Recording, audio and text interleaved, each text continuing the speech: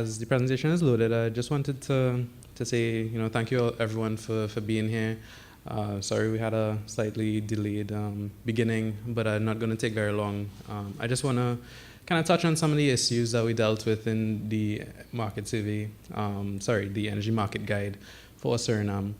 The guide in its totality will include a lot of data on the energy sector, as well as cover some of the regulatory frameworks that you would need to look at when you're trying to penetrate the market.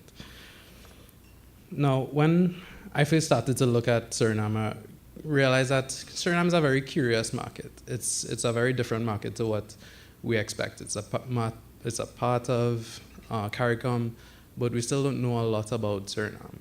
It's one of the smallest markets in South America, but at the same time, it's one of Trinidad's biggest export markets for non-energy sector products. So when you look at Suriname as itself, it looks a little strange. You mightn't think off the bat that it's an area where you should be going towards.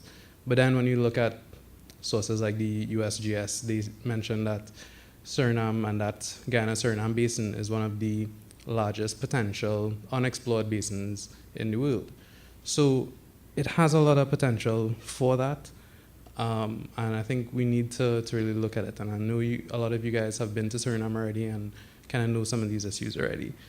But if we look at Suriname as a market, it's very small. It's about 500,000 people living in Suriname, but it generates about $5 billion worth of GDP per year.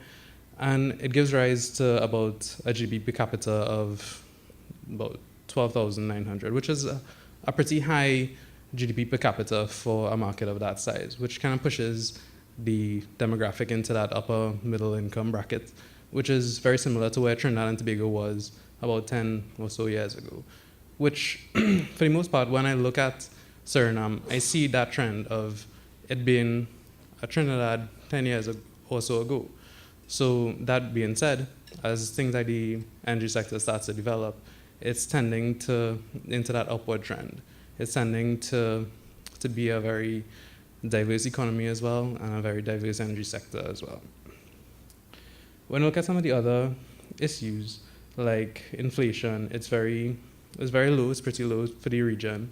But when you look at the GDP growth, it's pretty high. GDP growth in Suriname during that financial crisis was one of the only markets that showed growth during that period of 2008, 2009, which is very good for a small market such as that, which is very vulnerable to external shocks because of the extractive nature of the economy. Most of the economy is, like I said, extractive in nature, being oil, gold, bauxite, etc. But they still manage to push themselves through that economic crisis and not have that level of impact that the rest of the world saw. When we look at the population, again, I said it's about 500,000 people, but they're showing good signs of growth. The life expectancy of people are 71, which is pretty high, again, for a small market. But when you see the median age being 26.6 years, it means that most people are within that labor force age. So the labor force itself is growing. So you see the labor force is about 165,000, which, again, is about one-fifth of the population, which is growing, which would lead us to believe that as the economy grows and the size of the population grows, the labor force will become more sophisticated and be able to pick up jobs within the energy sector.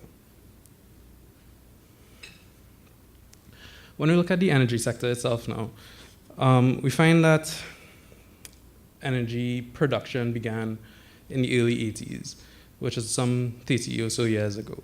And it's been a pretty much upward incline, with the exception of that 1996 or so period where there was a significant drop, but then it started to pick up over time, up to 2010 and past 2012. You see a small drop at the end there, but we expect that as, well, for me, one of the biggest opportunities in Suriname is that they recently opened up a bid round for 4 new blocks. So we anticipate when those blocks become active, that the production will start to rise again. Now, on the other hand, when you look at refining capacity, there's one main refinery or one refinery in Suriname, and production from that refinery began in 1998, around there. And it boosted production straight up to about 6.75 thousand barrels per year. And then that subsequently grew into year 2000 to 7,000 barrels of oil per day, which it maintained throughout the period. Now, the second area of opportunity is there's currently an expansion of the refinery. So we anticipate that when it's completed later this year in 2014, that will also increase as well. So like I mentioned, the refinery currently puts out 7,000 barrels of oil per day. After the expansion, it's intended to double, well, more than double, to 15,000 barrels of oil per day. Currently, they produce three main products from the current refinery. So it's marine diesel, fuel oil, asphalt bitumen. And after the expansion of the refinery is completed, they expect to have premium diesel, gasoline, and sulfuric acid for export. So it kind of is the beginning of their downstream side of things as well too, because they're becoming more sophisticated in the products that they are able to produce and what they are able to export. They hope at the end of that expansion as well that they will be fuel self-efficient, so that they will be able to refine their own gasoline for vehicles and not have to import that as what they were doing before. If we look at the net exports of Suriname, we find that there was a negative net exports of energy from 1980 or so until about the year 2000, which kind of corresponds with the chart which shows where the refinery became very active and reached that 7,000 barrels of oil per day. And that increased straight up until, present day as well. So as the refinery becomes active again in terms of the new expansion, we expect that their net exports will also rise again. Their current export markets, though, has been pretty much consistent for the last 5 or so years. Barbados, Guyana, Trinidad are the main markets. We don't see that changing anytime soon. However, this was specifically for their petroleum products that they exported. So now that they will be exporting different products, this will likely change as well. So I mentioned before that there were a bunch of new blocks that came up for bid recently. So that's blocks 54, 55, 56, 57, and that's located in the Demerara Plateau. That's in the area marked off in red there. So those are all offshore platforms. The other companies that are already in the area are Cosmos Energy, Murphy Oil, Tullow Oil, and Inpex. Now, there are still a lot of other areas within the basin that has not been explored, specifically in the Suriname section of the Guyana-Suriname basin. But those are likely to be explored at a later date. Though the bid round for those four areas have been closed already, they have not announced the winners of the bids as yet. So we see that the blocks themselves are pretty large, especially 54 and 55, which are in excess of 7,500 square kilometers, which is fairly big for that area.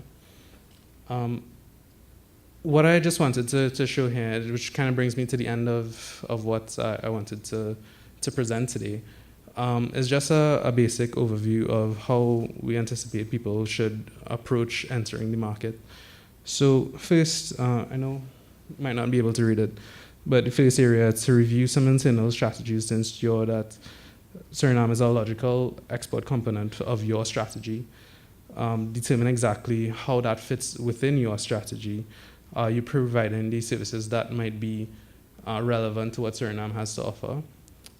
To prepare your internal procedures to deal with market entry opportunity, in the sense that when you are doing business with Suriname, a lot of it has to do with the tender processes, specifically to tendering through Statoil, which is the main energy company within Suriname.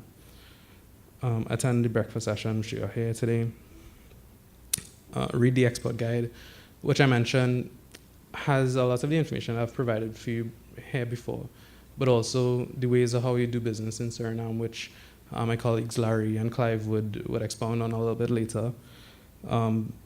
Building relationships with Statoil, registration issues, and all the rest of things coming down to actually commencing work within Suriname. So I think once you read the guide, you'll have a good understanding of how you actually do business in Suriname within the energy sector, and as well in relation to how Larry and Clive would illustrate it as well. I just want to say as well in my closing remarks that when I first started to look at Suriname, it was a very difficult thing for me because I didn't necessarily have a good understanding of Suriname as a whole in terms of what we find in data. But then when I heard people like Roger Packer speak about Suriname, I was truly inspired about Suriname and how to do business in Suriname. So I really look forward to those presentations coming forward. Thank you.